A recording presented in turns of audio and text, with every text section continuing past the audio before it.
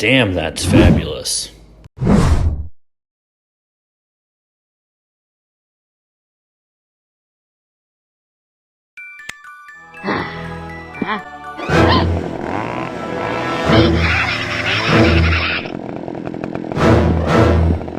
Stupid logo. Yeah, that's better. You can get it.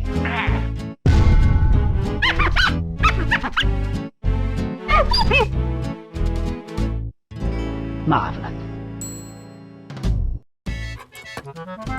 Ah, Conker's Bad Fur Day. One of my best memories from the Nintendo 64 days. Now, I didn't actually play this game until I was 14 years old, and I nabbed it at a thrift store for a whopping $9. Little did I know what I'd stumbled upon. This game was rated M, and for good reason. It had a lot of raunchy jokes, some violence, movie parodies thrown in there, but what a game. And it was later remade on the Xbox as Conker Live and Reloaded. So let's take a look at this rare gem. This game actually began as another game called Conker's 12 Tales that was planned for the Nintendo 64. However, Rareware decided to go in a different direction when they'd already released Banjo-Kazooie and Donkey Kong 64. They realized that, we've got all these games for kids with, cartoonish characters. Maybe we should do something different. So they decided to take Conker in a different direction. It was at that point when developer and total Giga Chad Chris Seaver decided to take the reins on the project and go in a different direction. And an interesting thing too is that this absolute Chad Chris Seaver not only developed the game and wrote a lot of the code and the storyline, but also voiced nearly every male character in the game. And his voice acting was absolutely hilarious. Hey, little fella, you better get this fat-ass bitch off of my back pronto. Gee, so many people around here want me to solve their problems. What are you gonna do for me then? I'll tell you what I'm gonna do. I'll tell you what I'm gonna do. You get rid of that freaking mouse critter, and maybe I'll help you out. Just maybe. Why is it everybody so offensive around here? Either bring me back me missing cogs. You don't have to shout. I'm deaf. Speak up. Hang on a second. Well, hello there. And aren't you the handsome one? Tell me, would you be prepared to do me a small favor? A little help, of course. Hi. And, yes, I would. Maybe. Paying the toll.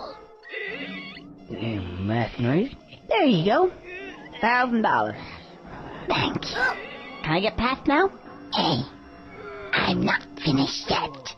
We're looking for a squirrel. And I think, by the description given to me, that you are a squirrel. I am not a squirrel. Yes, you are. You fit the description perfectly. Oh, really? And, could you describe this description to me? Well, short, red fur, a big bushy tail, and a toothy nose. You're a squirrel, all right. And you're coming with me. Look, I tell you I'm not a squirrel. Get your hands off me. Well, what are you then? I'm an elephant. Squirrels aren't short and furry. They're big and gray. What? Yeah, that's the twitchy noses. They don't have them? No, they're long and snouty. And they also have flappy ears. Are you sure? Course I'm sure. See ya.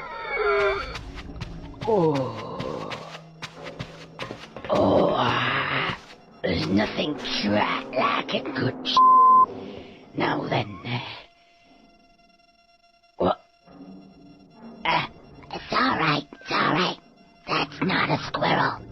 He's an elephant. An elephant. You stupid twat. Oh yeah, let's see.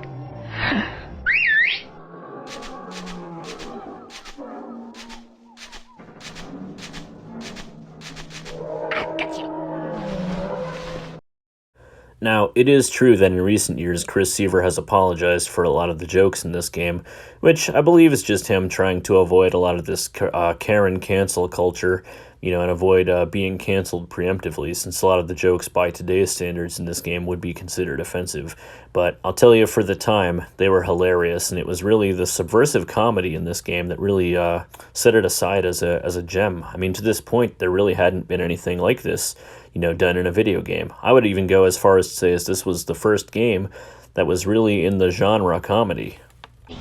Now, one of the absolute best things about Conker's Bad Fur Day was the hilarious movie parodies. I mean, they did pop culture of the time, and back into the 70s, there were parodies of The Godfather, Jaws, A Clockwork Orange, The Terminator, you name it. I mean, there were parodies of tons and tons of movies throughout popular culture in this game, and there hadn't really been anything like this done at the time. Just look at this hilarious parody of The Godfather. To be respected back. One of you guys has shown no respect. Who it is, I don't know. Could have been Frankie. Could have been Chicho. Could have been Paulie.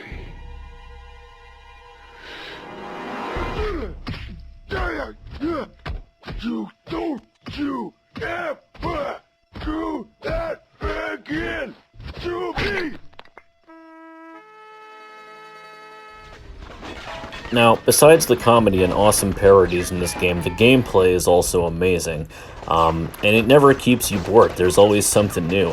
From storming the beaches of Normandy to hoverboard races in the prehistoric era, this game is anything but stale. Rare released a lot of typical collectathons, in the late 90s and early 2000s, right? Like Banjo-Kazooie, Donkey Kong 64, which were great games. But Conker's Bad Fur Day really changed up the gameplay, and a lot of it was due to the context-sensitive parts of the game, which gave Conker new abilities based on his environment. It's sensitive to context. Try over there. In fact, it would seem to me that these give me just what I need at that moment in time. Oh, I see what he means. Context sensitive. Clever. Oh, I feel loads better. Right, let's get out of here. The context-sensitive pads give Conker exactly what he needs at that point in the game, such as the tank here, right, to help Conker blast through these doors. The context-sensitive often is used to introduce new game mechanics. For example, in this next part where Conker gets confidence pills in the context-sensitive pad, which allow him to swim underwater, making him more confident. Yeah.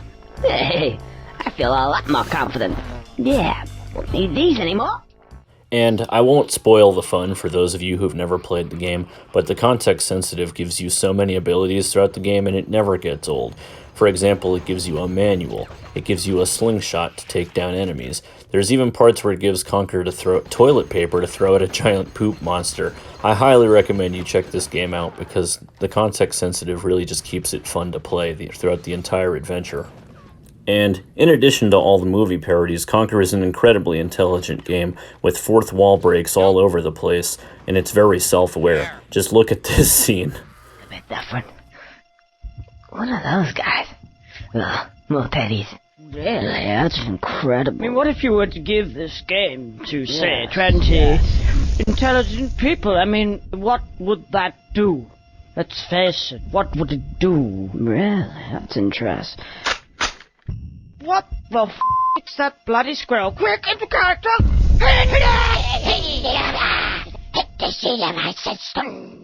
Now, when talking about Conker's Bad Fur Day, I would be absolutely remiss if I didn't mention the amazing soundtrack composed by Robin Beanland.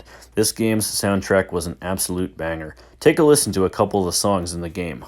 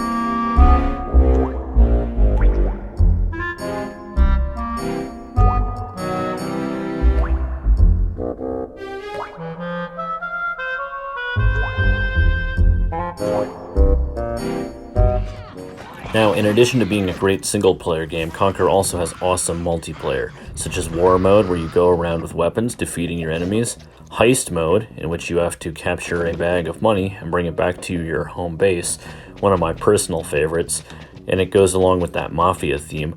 Additionally, there's also Race Mode, which comes from an earlier section of the game where you race cavemen in the prehistoric era on a hoverboard. And also the last one, and this one's hilarious, is Raptor Mode. Although it is a little bit unfair if you're the raptors, where cavemen try to hunt down a raptor and kill it, and the raptor tries to eat them. There's also Tank Mode. There's a couple of multiplayer modes, but all of them are really, really fun and keep you entertained for hours with your friends. Now, critics seem to meet Conker with critical acclaim, giving it very high scores, right? Metacritic, GameStop, and even eBay gave it a 4.9 out of 5. So why is this game so hard to get a hold of? Well, the problem with Conker's Bad Fur Day was that it didn't sell well when it was originally released. The reason for that is that the game was rated M, but a lot of parents still purchased it for their kids, only to be horrified once they saw what the game was actually about. Now, you can chalk that up to parental ignorance, but there was a warning label right on the front that said the game was intended for mature audiences. So, not really the fault of the industry, but that's what happened. So the game became incredibly hard to track down. In fact, it's even noteworthy that a game in good condition, the cartridge and the box in good condition, can actually go for several $100s on eBay. So I won't be selling my copy anytime soon, but man, was I lucky to nab this game for $9 at a thrift store when I was a teenager, because getting a hold of this game can be very expensive now. Overall, Conker's Bad Fur Day is an amazing, amazing game. If you can play it in any version, I highly recommend, whether it's the N64, the original version, Conker's Bad Fur Day, or the Xbox remake, Live and Reloaded. This game will provide you with hours and hours of entertainment from the multiplayer, the single-player campaign, and the great, great music, as well as outrageous movie parodies. This game was definitely a major part of my teenage years. I definitely played this game for hours and hours with my friends, and yeah, it's just amazing. I do a decent Conker impersonation, if I do say so myself. Yeah. Anyway, guys, this is my first game review, so definitely check this one out. It's a really great game, and you won't regret it. Bye until next time.